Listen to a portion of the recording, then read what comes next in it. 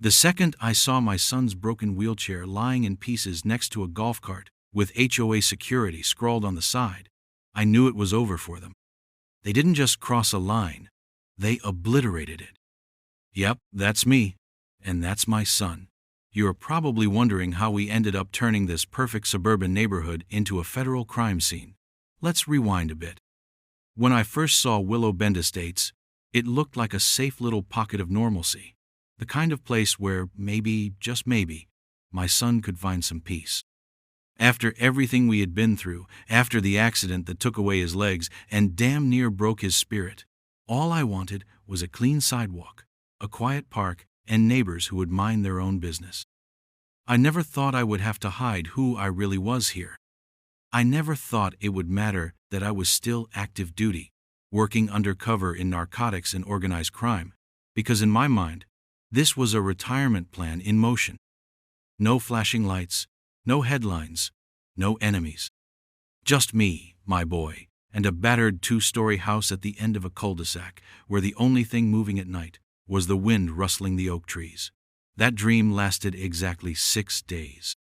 6 days before the first beige golf cart buzzed up the sidewalk toward my driveway, bristling with magnetic stickers that said HOA security in bold letters, as if the suburbs needed their own SWAT team. I was kneeling by the front step, replacing a loose brick, when I noticed them slowing down. 2 men in navy polos and khaki shorts, both wearing aviator sunglasses even though the sun was already dipping low. They stopped at the curb, engines humming. I looked up, nodded politely, and turned back to my work. "Excuse me, sir," one of them called out, voice thick with the kind of authority only mall cops and DMV clerks could muster. I wiped the mortar dust off my hands and stood, trying not to sigh. "Can I help you?" I asked, keeping my voice neutral. "We're with Willow Bend Estates Security Division," the driver said, puffing his chest like a bantam rooster. "We're just doing a routine patrol. Had some complaints about loitering." I blinked. "Loitering? I live here." His partner pointed past me.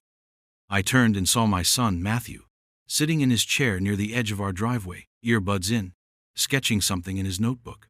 He loved drawing, ever since the accident. It helped him cope. I clenched my jaw, tasting copper. "That's my son," I said. "On our property." The 2 men exchanged a glance. "Still, sir, the community has standards.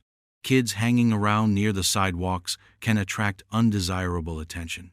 Graffiti, vandalism, that sort of thing." I stared at them for a long second. "He's sketching birds."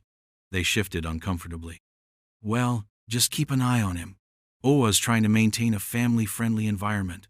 With that, they buzzed off, golf cart rattling, their radios squawking nonsense. I watched them until they turned the corner. My hands were steady, but inside a fuse had lit.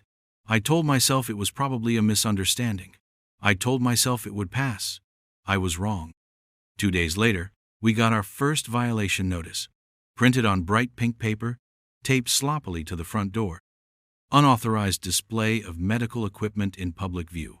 I read it twice, thinking it had to be a mistake. Medical equipment? Matthew's wheelchair? I crumpled the paper and dropped it into the trash. That afternoon, another cart rolled by while Matthew was on the sidewalk, trying to figure out the easiest path to the park without dealing with too many curbs. Same 2 guys, this time joined by a woman with a clipboard. They tailed him slowly, close enough to make him nervous. I watched from the window, every muscle in my body tense. Matthew tried to ignore them, rolling forward steadily. I saw the clipboard woman lean over and say something. Matthew stiffened but kept going. The golf cart followed him all the way to the end of the block, before finally peeling away. When he got back, he was pale. He did not want to talk about it. He just said, "They told me I wasn't allowed to block pathways." I squeezed his shoulder and promised him it was not his fault. That night, another notice appeared, this one citing obstructing common walkways. It listed a fine of $50, payable within 7 days. I barely slept. The next morning, I showed up at the HOA office, a converted model home near the subdivision entrance, ready to handle things the right way. The inside smelled like new carpet and desperate authority. The receptionist smiled without any real warmth and told me to wait. 15 minutes later, I was ushered into a conference room, where 3 people sat behind a cheap wood table. At the center was the HOA president herself, Karen too, if there ever was one. Her name was actually Deborah Simmons, but everything about her screamed weaponized suburban entitlement. Perfect bob haircut, pastel twinset sweater, that tight, polite smile that says, "Bless your heart," and means, "Screw you." I introduced myself, explained the situation calmly, pointed out that Matthew was a minor with a disability, and that he had every right to use the sidewalks and our own driveway without harassment. I showed them paperwork verifying Matthew's condition, offered to answer any questions. Deborah nodded solemnly through it all, as if I were confessing to tax fraud. When I finished, she tapped her manicured nails against the table. "We appreciate your concerns, Mr. Hayes," she said sweetly, "but our community standards apply equally to all residents. Visibility of medical devices can detract from the neighborhood's aesthetics and property values." I stared at her. I genuinely thought for a second that maybe I had misheard. "Aesthetics?" I repeated. "Are you suggesting my son should hide his wheelchair inside the house?" Deborah smiled wider. "We're simply encouraging residents to be mindful of appearances." I left before I could say something that would get me arrested. Over the next week, the harassment continued. More pink slips on the door. More passive-aggressive drive-bys from the golf carts. Wheelchair exceeds sidewalk noise standards. Unauthorized hovering near HOA common spaces. Matthew grew quieter, sketching less, spending more time indoors. I tried to encourage him, tried to explain that some people are just ignorant, that not every battle is worth fighting. I hated the taste of those words. I knew I was lying to him. One evening, after dinner, Matthew asked if he could go to the park alone. I hesitated. I hated the idea of him being out there with those morons prowling the sidewalks. But he needed to feel independent. I nodded and reminded him to stay on the main paths. I watched from the porch as he rolled away, backpack slung over the back of his chair, wheels squeaking slightly on the pavement. 10 minutes later, I realized I had not seen the golf carts come by yet. Something gnawed at me. I grabbed my jacket and slipped out quietly, sticking to the shadows, letting old instincts take over. I spotted them near the park entrance, 2 carts parked under the streetlight. Matthew was there too, a few feet away, hands tight on his wheels, staring straight ahead while the security wannabes surrounded him. One of them was flashing a cheap plastic badge, the kind you buy online. "You're in violation," the man barked. "This is a private facility. Access restricted to conforming residents only." "I live here," Matthew said, voice steady. "My dad bought our house 3 months ago." "Do you have ID?" another one demanded. "You need a Willow Bend Estates resident card." Matthew shook his head. "My dad has it." The first guy smirked. "Then you need to leave." Matthew hesitated. He looked so small sitting there, so vulnerable, but proud too. My hands curled into fists. I walked up casually, making sure they did not see me until I was right there. "Is there a problem here?" I asked, voice low and sharp. They turned, startled. The badge guy tried to straighten up. "Private security, sir. This area's restricted." I pulled my wallet out slowly, flipping it open just enough to flash the real badge inside. "And I am with the police. You want to talk about restricted areas? We can talk about the difference between impersonating an officer and a 5-year felony." The color drained from their faces. "We weren't impersonating," one stammered. "Just enforcing HOA rules." I stepped closer. "If you put hands on my kid, if you so much as look at him wrong again, it won't be HOA rules you're dealing with. It'll be criminal charges. Understood?" They nodded like bobbleheads. I stared them down until they backed their carts up and buzzed away into the dark. I turned to Matthew and crouched beside him. He was shaking slightly, but trying hard not to show it. "Come on, buddy," I said. "Let's go home." As we rolled away, I knew in my gut this was not the end. This was just the first shot across the bow. They thought they could bully a kid in a wheelchair. They thought I was just another tired dad too busy to fight back. They had no idea who they were messing with. Not yet. I should have known it would not stop with the fake violation notices. Bullies do not back down just because you stand up to them once. They back down when they are forced to, and the Willow Bend Estates HOA had no idea yet just how far I was willing to go to make that happen. The week after I confronted their little mall cop patrol at the park, a new set of rules quietly slid into every resident's mailbox, tucked between coupons for dry cleaning and the latest subdivision newsletter. Updated Community Safety Ordinances, the pamphlet was called, printed in heavy black ink and outlined with a red border like some kind of urgent government memo. I knew the smell of bureaucracy masking bad intentions when I saw it. Years on the job had trained me well.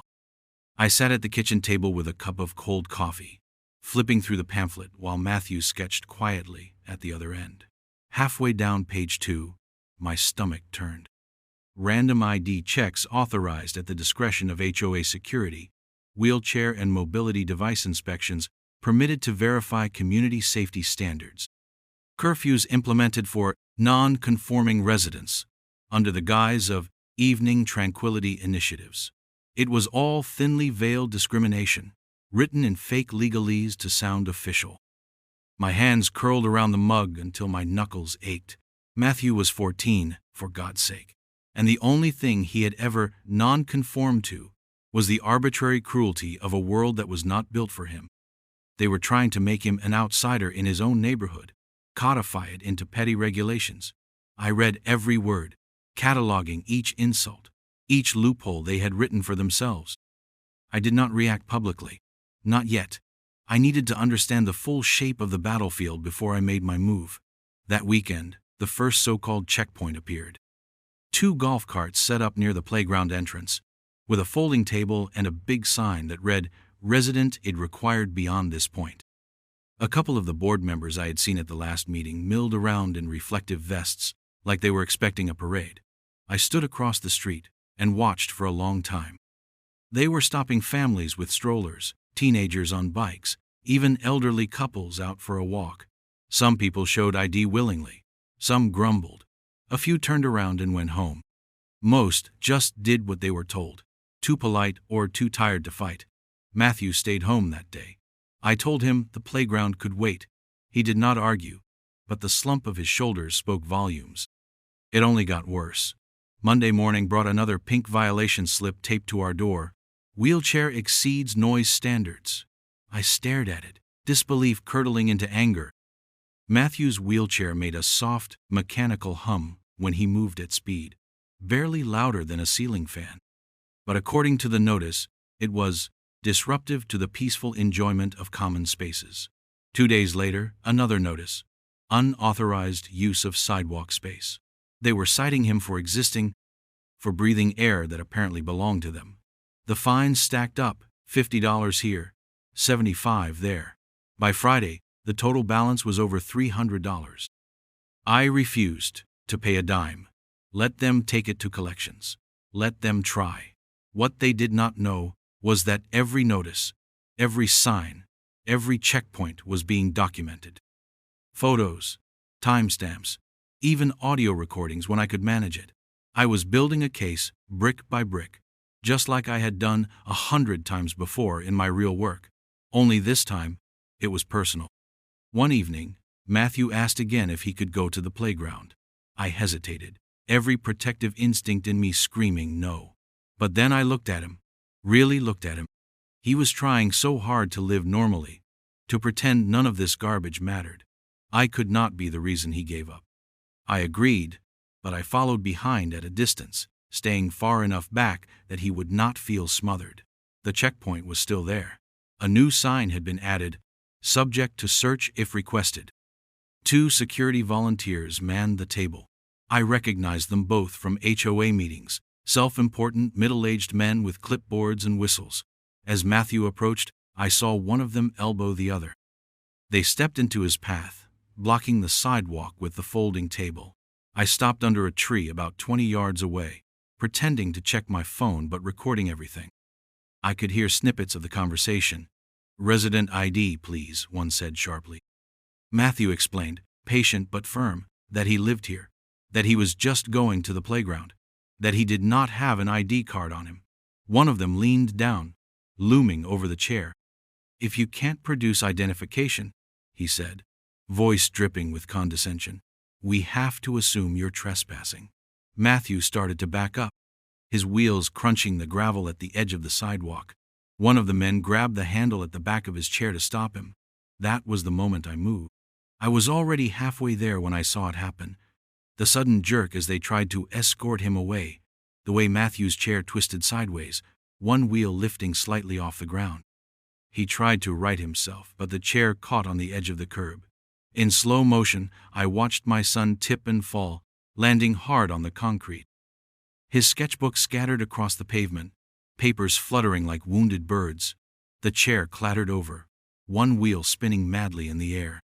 Matthew cried out once, a sharp sound that cut straight through me like a blade. I reached them seconds later, but it felt like years. I shoved the man nearest Matthew aside with a force I barely controlled. He stumbled back, hands up. "Sir, calm down," he stammered. I knelt beside Matthew, already checking him for injuries, heart hammering in my throat. His palms were scraped, one elbow bleeding. His glasses were cracked, but he was conscious, furious, trying to sit up. I gathered him carefully, helped him back into the battered chair. One of the footrests was bent, the front wheels wobbling at strange angles. He could not roll it properly. I turned to the security goons, my voice low and even. "Touch him again, and you'll be explaining it to real law enforcement." They opened their mouths, probably to bluster about their fake authority, but something in my face must have warned them off. They backed away, muttering. I pushed the broken chair home one-handed, Matthew clutching his sketchbook to his chest, refusing to cry. I did not cry either. Not then. That night, after I got Matthew cleaned up and bandaged, after I ordered a replacement part for his chair out of my own pocket, because I knew damn well the HOA would deny responsibility, I sat at the kitchen table and stared at the stack of pink violation slips. I laid them out one by one, neat as tombstones. I listened to the old wall clock ticking steadily above the stove. I thought about every time I had let it slide, every time I had told myself it was better not to make waves. I thought about the way those men had put their hands on my boy, treated him like he was trash, like he was less than human because of the wheels he sat in. The rage was cold now, pure and honed to an edge. It sat in my chest like a loaded weapon, waiting. I reached for my laptop and opened a fresh file. Title: Willow Bend Estates HOA. Documented civil rights violations. It was time to stop waiting. It was time to go to war. The thing about working undercover for 15 years is you learn how to keep secrets even from yourself.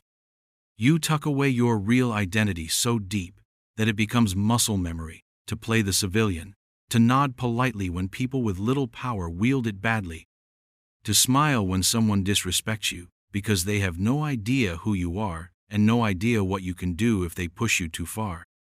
That night, sitting in the quiet kitchen with the broken wheelchair propped against the wall like a wounded soldier, I stopped being the polite neighbor. I stopped pretending. I opened the drawer by the sink, pulled out the old badge wallet that still smelled faintly of leather and steel, and laid it on the table in front of me. Federal Special Investigations Officer, badge number 31,759, still active.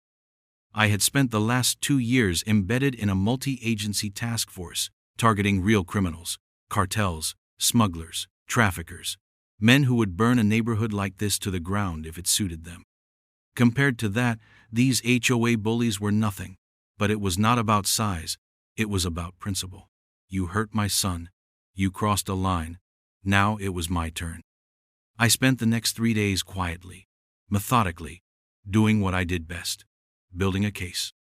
Every notice, every checkpoint, every incident was documented with dates, times, witness names when I could get them. I photographed the signs, the checkpoints, the patrols. I used a discreet body cam, clipped inside the collar of my jacket, whenever I had to pass near one of their fake security setups. I gathered statements from other residents too, people who had started to whisper nervously about the new rules, the arbitrary fines, the checkpoint interrogations. I kept everything organized, cross-referenced, airtight. No speculation, no emotion, Just facts layered over facts until it formed a noose tight enough to hang a dozen HOA boards. When the file was thick enough to snap a cheap binder in half, I made my first real move. I called a contact at the county sheriff's department, an old academy buddy who now ran their special investigations unit. His name was Marcus Tate, and he picked up on the first ring. "Tate," he barked. Same as always. "Marcus, it's Hayes," I said. "I need a quiet favor. No paperwork yet. Just ears." He listened without interrupting as I laid out the basics. When I finished, there was a long pause. "You serious?" he asked finally. "They're impersonating law enforcement?" "Worse," I said. "Targeting a disabled minor. Multiple ADA violations." Marcus whistled low. "All right, I'll ping my ADA liaison at the DOJ. Keep it off the books for now, and send me everything you got. Use the Dropbox link, same one from the Barnes case." I smiled grimly. Already done. Within 24 hours, the first ripple of real consequences hit Willow Bend Estates. Subpoenas went out, not public yet, but enough to make certain people nervous. I saw the signs almost immediately. The golf carts that had swarmed the sidewalks like cockroaches suddenly disappeared. The checkpoint table was gone, leaving only a few folding chairs and a sagging sign abandoned under the street lamp. Deborah Simmons, our illustrious HOA president, started holding emergency board meetings twice a week instead of once a month. Neighbors who used to wave politely now crossed the street to avoid me, whispering behind cupped hands. Good. Let them whisper. Let them wonder. The real storm was still coming. One afternoon, while Matthew was at a therapy session, I followed a lead that had been nagging at me for weeks. The so-called security patrol, the golf cart warriors, had always acted just a little too official. Radios, badges, even ticket books. I dug deeper and found that several of them were wearing counterfeit law enforcement patches, bought online but altered to look local. Impersonating a peace officer in our state was not just frowned upon, it was a full felony. That discovery opened another door. With Marcus's help, I obtained surveillance footage from the park's public security system. It took some wrangling and a favor I knew I would owe later, but it was worth it. Grainy black and white video showed everything. Matthew rolling up to the playground, the security volunteers surrounding him, one of them flashing a fake badge, grabbing his wheelchair handles, the chair tipping over, my son crashing onto the concrete. Watching it again, even through the detached lens of evidence, made my blood boil. But it was gold. Visual, undeniable proof. We were not talking about HOA pettiness anymore. We were talking about civil rights violations, assault, impersonation, abuse of authority. I packaged the video neatly with timestamps and a sworn statement attached. I sent it to Marcus, who forwarded it to the ADA office and the DOJ with a single line: "Priority review requested." The next phase came faster than even I expected. A junior board member, a nervous little man named Carl Benson, who had barely spoken at the last HOA meeting, cracked under the pressure. Maybe he realized how deep the water was getting. Maybe he just had enough of being part of the mess. Either way, he came to me one evening, wringing his hands and looking over his shoulder like a man expecting a sniper bullet. We met in the parking lot of the grocery store on the edge of town, under the flickering glow of a dying fluorescent light. Carl slid into the passenger seat of my truck without waiting for an invitation. "I can't be part of this anymore," he said in a rush. "I didn't know what they were planning, I swear. I just wanted to get my landscaping fees reduced." I let him ramble, spilling everything he knew. Deborah Simmons had orchestrated the new ordinances personally. She had pushed for the checkpoints, the fines, even the harassment of specific residents. A few others on the board had resisted at first, but Deborah controlled the violation process: who got cited, who got fined, who got let off. It was a racket dressed up as community management. Carl even provided internal emails, text messages, and copies of board meeting notes not available to the public. He handed over a thumb drive shaking like a leaf. "I just want out," he said. I nodded. "You're doing the right thing. Full cooperation will look good later." He looked at me pale and sweating. "Later?" I just smiled faintly and started the truck. The dominoes were lined up now. One good push, and they would fall.